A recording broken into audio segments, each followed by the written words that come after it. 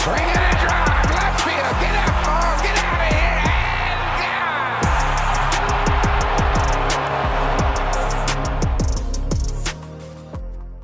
and Ladies and gentlemen, welcome back to another episode of the Flight Deck Podcast. Once again, it is just me, but you know what? We make that work. As always, we want to give you guys something every week, and again, no exception. So a bunch of stuff has happened in the baseball world. I'll obviously start with the Blue Jays world. Talk series with the Brewers and the Cincinnati Reds just concluded. This is being recorded at about 1 o'clock on Thursday. So that'll give you everything you need to know about where I am as far as my comments. But yeah, let's just start with the Brewers series. I was fortunate enough to go to game one with one of my good friends. Shout out Laura. That was Bieber versus Freddie Peralta. I got to see Shane Bieber's home debut, and it was a great pitching matchup until we get to everybody's. This is just going to be, I'm just going to bring it up. This is going to be consistent talking point for the entire episode. It's probably going to be named after this episode. Until we get to the JAYS bullpen, because that's been phenomenal. I talked about it last week just a little bit, but it reared its ugly head again. Shane Bieber was pretty, not perfect, but metaphorically perfect through 5 innings. And got into the 6th inning, gave up a home run to Andrew Monasterio, and then he got taken out at 5 1/3 innings. 5 1/3 innings, 2 earned runs. His line ended at 2 earned runs, but 5 hits, 6 Ks, was no walks, was phenomenal. And then we get to Brendan Little, couldn't get a runner out. Louis Varlin gave up 3 runs. Justin Brule comes into the game. He gives up 2 more. David Schneider gets the Jays on the board. It's 7-2, but that didn't mean anything at the end of the day. And it may insult the injury. Dalton Varsho did get hit in the hand that game, but X-rays came back negative. He's fine, and obviously he's still playing and producing. But yeah, again, bullpen. And it rears its ugly head in game 2. So Easton Lucas got brought up, and Justin Brewer got sent back to AAA because they obviously needed length of some kind. And we get the Jays get one of Kevin Gausman's best starts of the season. 7 innings, 4 hits, 1 earned run, 8 Ks. Vladdy hit a sacrifice fly, make it 1-0. Sal Frelick grounded out to make it 1-1 at the pitcher, which is like very annoying. It was like a little dribbler at the pitcher. Like Frelick, it was a speedy runner on third. Frelick runs fast. You got to make a choice, and they took the out. It was a tie game at that point, so I'm not worried. Sir Anthony Dominguez, sorry, I buried the lead there. Miles Straw kept doing the thing. Robbed a Jackson Chourio home run. Jackson Chourio's first pitch he sees coming off of the IL, and he decides to turn on it to center field, but Miles Straw robs it. Who was in the game, who was playing that day because of the Dalton Varsho hit by pitch the previous day. But Sir Anthony Dominguez has a clean inning, and we get to Jeff Hoffman. Jeff Hoffman proceeds to give up 2 home runs to Jackson Chourio and Christian Yelich, and then gives up a Isaac Collins RBI double. Makes it 4-1. He, at that point, had an ERA of 5.11. It's rough for Jeff Hoffman, but there's not much more that we can say. Jeff Hoffman needs to be good, and it could be he's leaving too many pitches over the plate. He's not attacking hitters inside. It's just a matter of also walks. The Jays got more chase than any team in baseball, and they relied heavily on the chase with a lot of their pitchers. Brendan Little, Jeff Hoffman, Yariel Rodriguez, and those 3 were some of the best performers in the first half of the season, in this Jays bullpen especially. But Chris Black did also point out that the chase rate for everybody in the bullpen as a team has gone down over the months because the book has been out, and that doesn't help because guys like Brendan Little, who had Brendan Little has filthy stuff. I don't think anybody can say that he doesn't. It's the fact that people are they know it's coming now, and they know it's going to fall out of the zone, so they're not going to swing at it. But yeah, Jeff Hoffman gives up 3 runs in the ninth. Jays lose the second game of the series 4-1. Man, it sucked. And especially when you're considering what the division race looks like with the Red Sox and the Yankees on the Jays tail.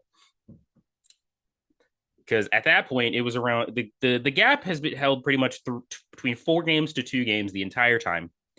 The entire really month, it feels like. Because the Jays had an okay month of August. They were around 500. But the Yankees and Red Sox have decided to go 7-3, 8-2 in their last 10. So that's not fun. Excuse me. Ugh. Okay. And then we get to some positivity in game 3. It was Brandon Woodruff versus Max Scherzer.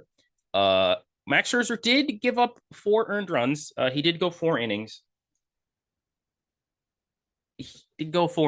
But everybody was wondering what he got taken out through 4 innings, especially considering the bullpen again. Story of the story of the last couple, like a month. Bullpen is rough.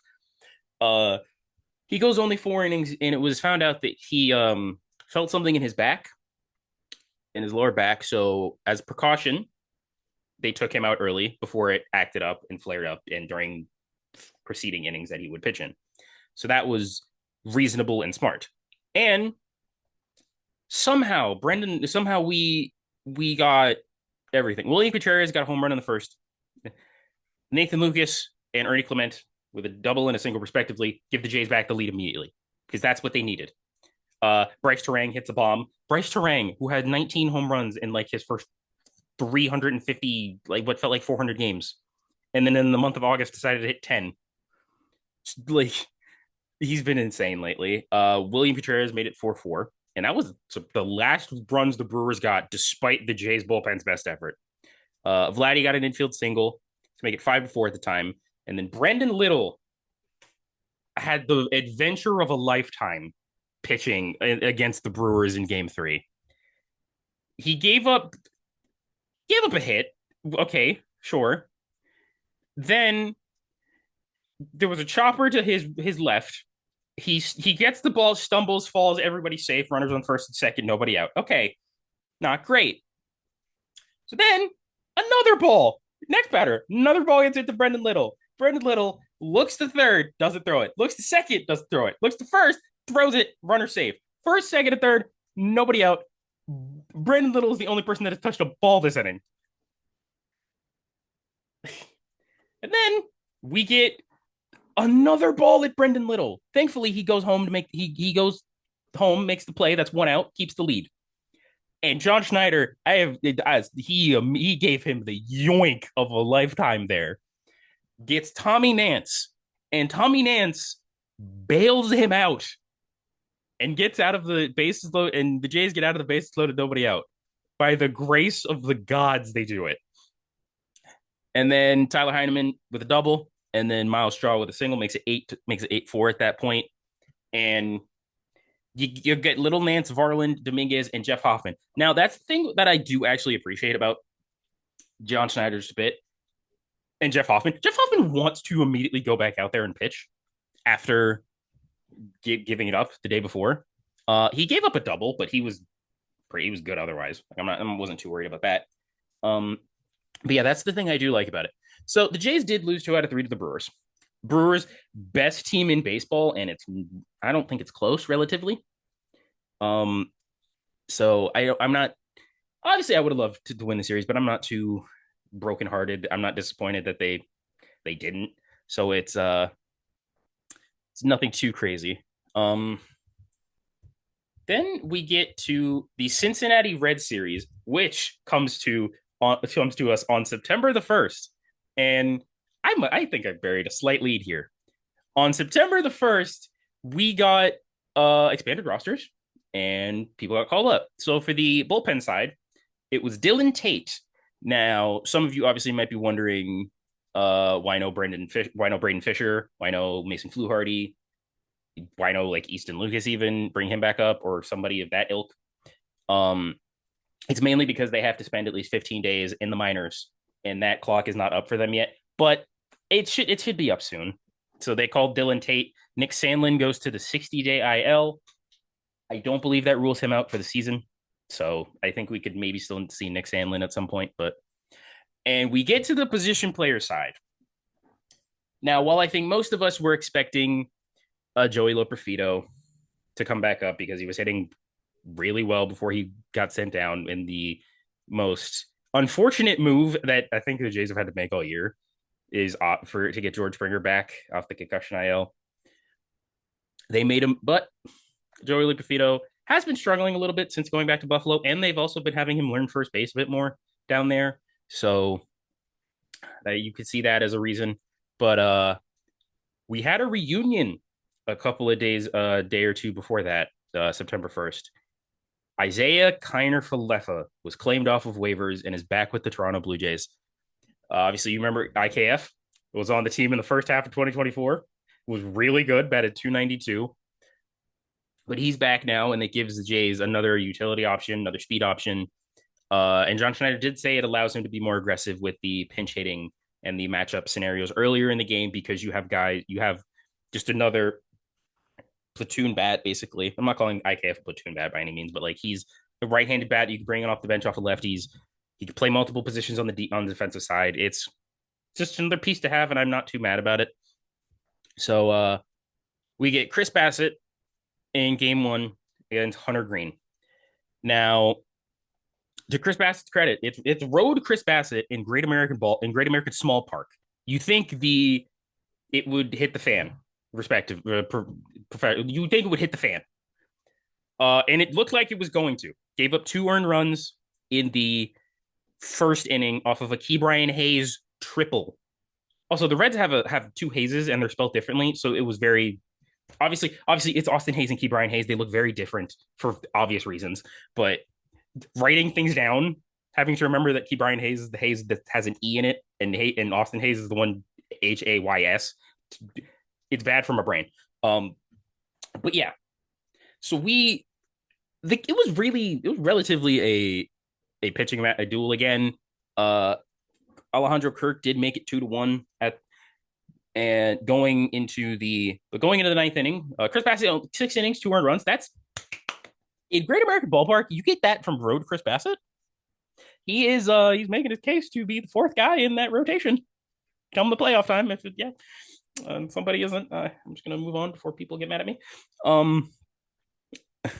But we get the Jays go into the ninth inning off facing Emilio Pagan.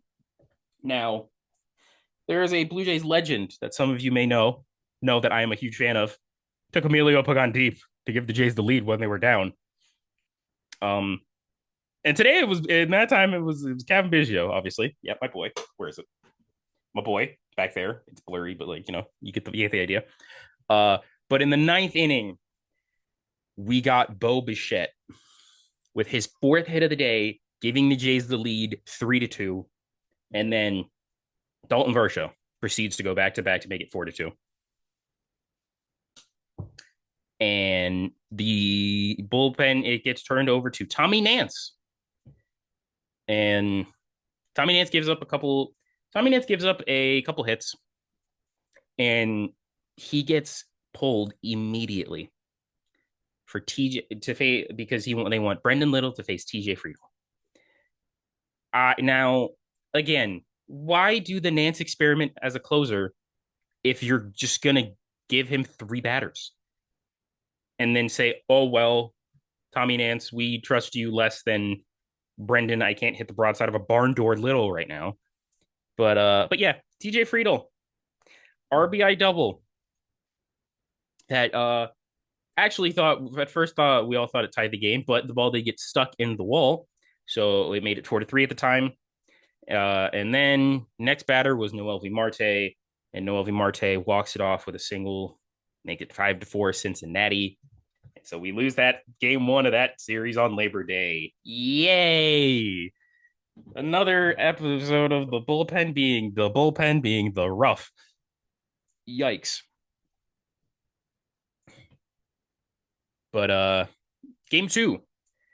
It was originally supposed to be Jose Barrios and Nick Lodolo, but Nick Lodolo did get scratched for due to an illness. And so the Scott it was mainly a combination of Scott Barlow and Brent Suter for the Reds. But George Springer leads off against Scott Barlow with his 62nd career leadoff home run. And that also gave him the franchise record for Blue Jays home run leadoff home runs as well with 23. Like just old man. What unk. Old man old man still got it. He ain't as good as he once was, but he's as good once as he ever was. I think that's the line from Toby Keith. I believe it is. I saw it. I think it's the Toby Keith line. You get the message though. And then in that same inning, Alejandro Kirk smashes a ball over the head of TJ Friedl in center field for a bases clearing at the time double. At the time, it was going to be a double. Alejandro Kirk sees Ellie De La Cruz throw home and he says, I'm going to run to third with my slow body, do a weird swim move with my legs, and try to get third. Called him safe at first, but it was very quickly overturned. It was an RB. It was basically a triple, or it was basically a double for Alejandro Kirk. Again, Jays go up 4-0. And then Reds get one back in the bottom of the first off of Jose Barrios with an Ellie De La Cruz single, but it was fine there. Then we get a Vladdy single and then a Bo Bichette 3-run home run, make it 8-1 in the second inning. Second inning, 8-1. And then we get to the bottom of the second inning. Matt McLean with an RBI double, make it 8-2. And then Isaiah Kiner-Falefa, who gets his first start back, an error, which allows the inning to continue, making it that makes it 8-3 at that point. Then Austin Hayes, 3-run bomb, 8-6. And that was the end of the line for Jose Barrios. He goes 2 innings, giving up 6 runs, 2 earned, 2 walks, 2 Ks. So it wasn't a great day for Jose. His command was a little bit off. His velocity has been down a bit. Wasn't getting the contact that was, but he's giving up quality contact. So, but the IKF error obviously didn't help. The his line looks a little better than it could have. But yeah. So, but then George Springer immediately does it again. 10-6, 2-run home run, second of the game. And then we go to Dylan Tate, who did do an inning of relief, clean inning, thankfully. And then they turn to Eric Lauer.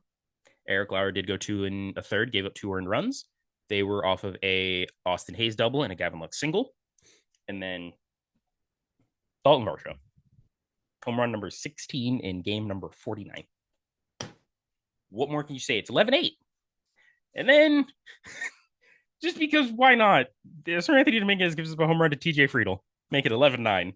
Vlad does score on a pass ball to make it 12-9 in the top of the ninth, in the top of the ninth. And then Jeff Hoffman comes in, gets the save. So Jays win that game. And then we go to game 3, which was last night. Shane Bieber versus Zach Littell. Zach Littell started off really, really good. He struck out the first 5 of the first 6 batters he faced. Shane Bieber, on the other hand, had a really quick, clean first inning. The second inning, gave up 5 runs, basically on all pitches, all balls hit back up the middle. Shane Bieber was getting a little bit of BABIP, an unlucky BABIP day. Gave up 5 runs in the second inning, but the Jays didn't quit. We've seen it all year from them. George Springer hits another home run, makes it 5-1. And then in the following inning, Dalton Varsho and Alejandro Kirk go back-to-back, making it 5-3 at that point. Then Addison Barger hits a 2-run home run, making it 5-5. Vladdy goes back-to-back, making it a 6-5 lead.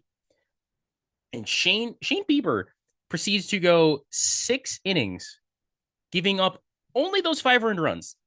Outside of the second inning, Shane Bieber only gave up 1 hit and 1 walk.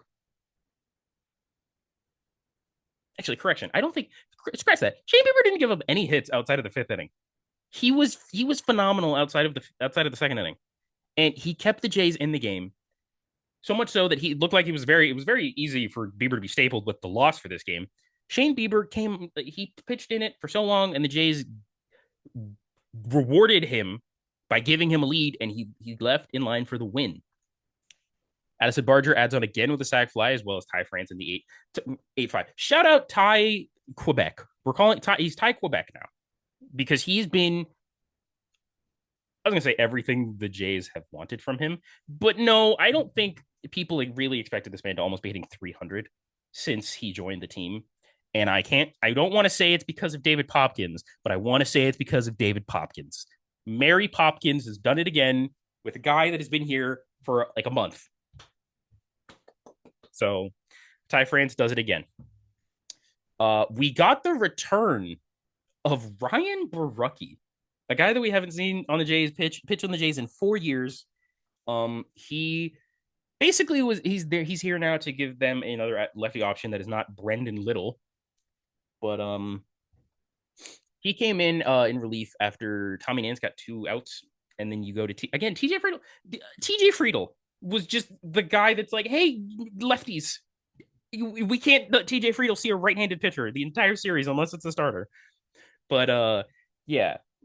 Noelvi Marte does get a single off of Ryan Borucki. But Ryan Borucki gets out of it, strikes out Ellie De La Cruz. And then the Jays proceed to add on 3 more with a Barger single, a Bo Bichette infield fielder's choice, because it was bases loaded. The Reds decided to go home. Jose Trevino couldn't scoop it. Dalton Varsho sac fly and another Ty France single makes it 12-6. And then Louis Varland comes in, and stop me if you've heard this one before with the Jays bullpen. Louis Varland gave up 3 runs, making it 12-9. And thankfully, the Jays had on another. Vladdy makes it 13-9. And then Jeff Hoffman comes in again in a 4-run game, shuts it down 1-2-3. So, Jays win the series 13-9. And as of right now, they do hold a 3.5 game lead over both Boston and New York for the division. So, and also hold a half game lead on the Detroit Tigers for the best record in the American League. Which, again, with the bullpen being as bad as it is, the fact that the Jays are the best record in the American League, I don't know if it says more about the Jays themselves or the American League. It's probably a bit of both. But I want to venture just to say it's the Jays. But yeah, that's the rundown for all of the games. But it's a lot. It's so crazy. Again, we say this till we're blue in the face. It is so crazy that the Blue Jays are leading the American League, even if it's by a half a game. It's insane. And like no one could have thought this in the beginning of the season, but yeah, Jays are off today before they enter the biggest. We say this a lot of the times, but this is not hyperbole. The biggest series of the season: 3 games against the New York Yankees in the Bronx. Jays have a 3.5 game lead. Could be as big as 4.5 entering play because the Astros, and the Yankees do play one more game. So play one more game tonight, Thursday night, as of recording. And then the Yankees and the Astros can make it 4.5 for the Jays, which I think we're all hoping. But yeah, at worst, it's a 3.5 game lead or 3 game lead, 3 game lead, excuse me. But yeah. And then let's just get to some quick updates. Obviously, I mentioned the name Eric Lauer, but I did not mention him as a starting pitcher. Now, it's clear the Jays have gone back to a 5-man rotation. Eric Lauer has been moved into the bullpen. Your current rotation as it stands is Shane Bieber, Kevin Gausman, Max Scherzer, Jose Barrios, and Chris Bassett. So I don't necessarily love it. I don't necessarily hate it. It's a whatever thing. It's a whatever burger to me, but it's just good to see them going back to a 5-man rotation. A couple of injury updates. One way more unfortunate than the other. Jimmy Garcia. It was announced this week that he is done for the rest of the season because he is undergoing some type of surgery. I need to pull it up again. He is undergoing undergoing some sort of he's undergoing an elbow surgery to clean up some scar tissue. His season is done, and but thankfully he's not going to miss any time into the next season.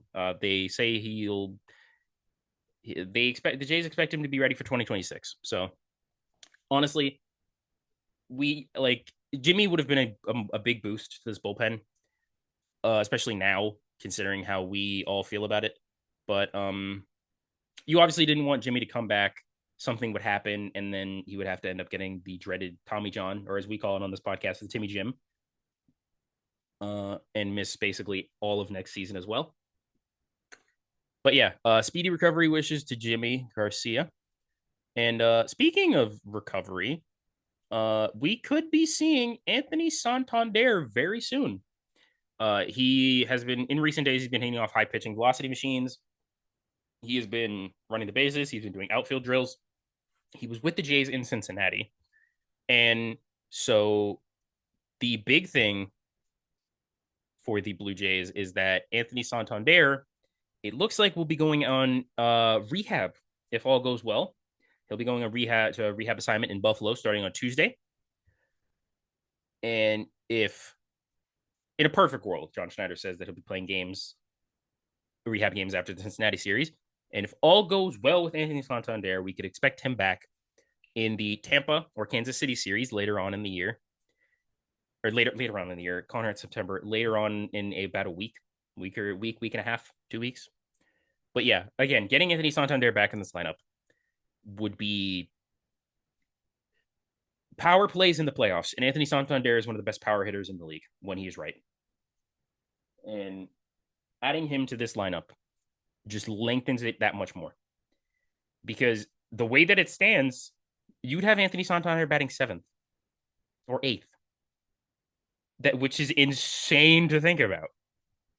Because you've had George Springer, Bo Bichette, Dalton Varsho, Alejandro Kirk, Vladimir Guerrero Jr., Addison Barger. You've had these 6 be everything you needed them to be and more. But Anthony Santander could be back soon. And I, for one, am very happy to see that it could be in Tampa or Kansas City. Especially because you play 7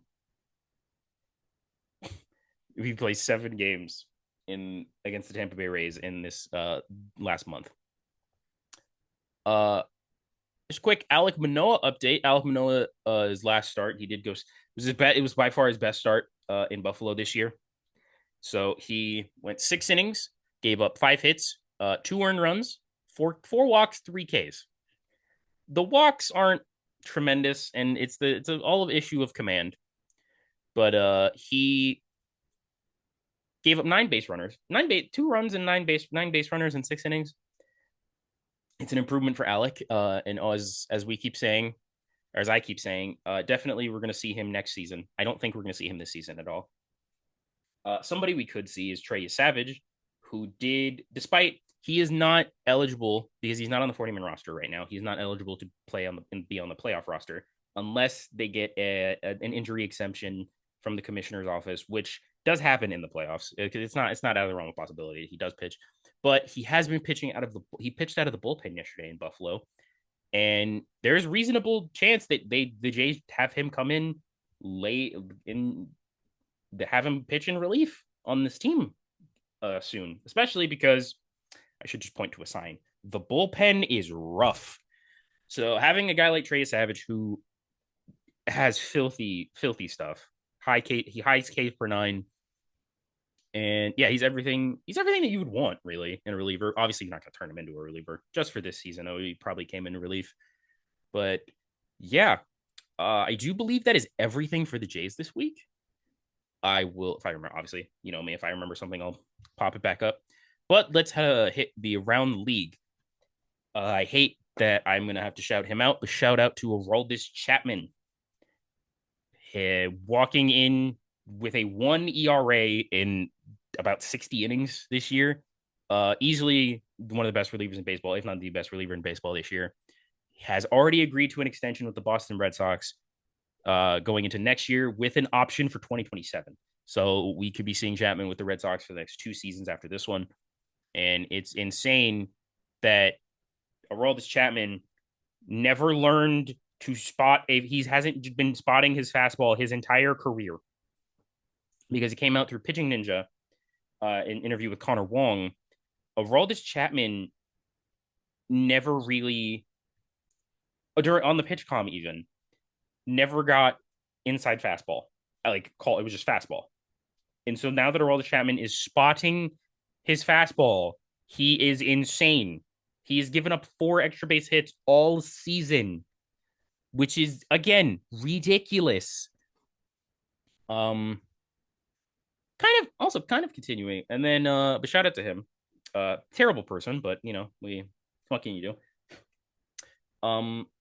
Next, Walker Buehler, kind of staying with Boston. Walker Buehler got released by the Red Sox a little bit ago, but he did sign with Philly. He is now reported to the AAA team. He will be eligible for the playoffs, where postseason Walker Buehler, much different player than regular season Walker Buehler.